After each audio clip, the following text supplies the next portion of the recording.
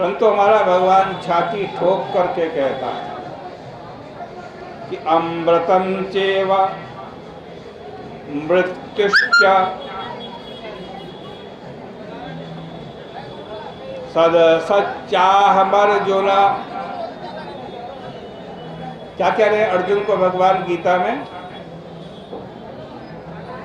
बोले गंगा मैया की जय। क्या कह रहे हैं भगवान? इसका ध्यान दीजिए। भगवान कह रहे हैं, कृष्ण भगवान कह रहे हैं गीता में कि अमृत भी मैं हूं और मृत्यु भी मैं हूं, सत भी मैं हूं और असत भी मैं हूं।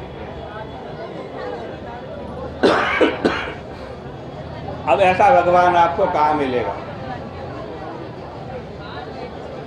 जो हर अवस्था में आपको संतुष्ट कर दे। ब्रह्मा जी कहते हैं कि नारद, मेरी वाणी झूठी नहीं होती, मेरा मन कभी गलत जगह पर नहीं जाता, मेरी इंद्रियाएं कभी कुमार्ग में प्रवृत्त नहीं होती। और इसका कारण क्या है?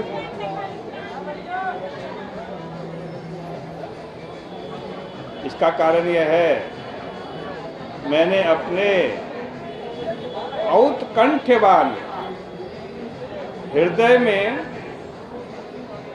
भगवान को धारण किया, परमात्मा को धारण किया। अब तो मैं समाम्नायमय तपोमय प्रजापति हूं, परंतु जब पहले पहले भगवान को ढूंढने लगा तो मुझे अपनी उत्पत्ति का ही पता नहीं चला, मैं कहां से उत्पन्न हुआ। असल में उस परमात्मा की गति को मैं, तुम लोग, यहाँ तक कि शंकर आदि देवता भी नहीं जानते। हम लोग केवल उनके अवतार कर्म का गान करते हैं, परंतु तत्वतः उनको नहीं जानते। मतलब यह है कि उनका स्वरूप साक्षी का भी विषय नहीं होता, क्योंकि वे भगवान स्वयं साक्षी है। फिर मन और इंद्रियों का तो कहना ही क्यों। इसलिए हम लोग उनके अवतार कर्म का तटस्थ लक्षणा के द्वारा ही निरूपण करते हैं। देखो,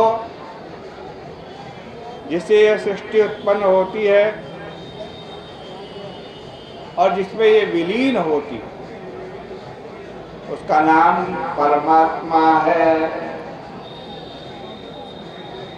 उसको हम नमस्कार करते हैं। वही प्रभु सारी सृष्टि को बनाता है। जब अंतःकरण शुद्ध होता है तब परमात्मा का साक्षात्कार होता। काल स्वभाव आदि परमेश्वर की शक्ति है और महत्तत्व, पंचभूत और अहंकार ये उनके कार्य हैं। मेरे साथ साथ शंकर और विष्णु भी भगवान के गुणावतार हैं। दक्ष आदि समेत तुम लोग स्वर्लोक, नृलोक, पाताल लोक, गंधर्व, विद्या, चारण, यक्ष, राक्षस, सूर्य, नाग, ऋषि, पितर, दैत्य, दानव, भूत, प्रेत, पिशाच, कुष्मांड, जल जंतु, मृग पक्षी, जो कुछ भी है और इनके जो स्वामी हैं वे सब परमेश्वर के स्वरूप ही हैं।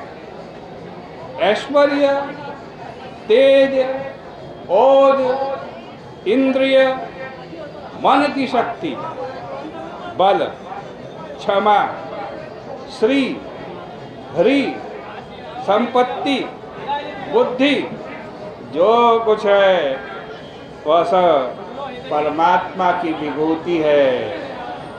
अब मैं क्रम से उनके अवतारों का वर्णन करूंगा और यह बताऊंगा कि अनित्य का तो जन्म होता है और नित्य का जीव का समागम होता है। तुम सावधान होकर के इसका रसास्वादन करो।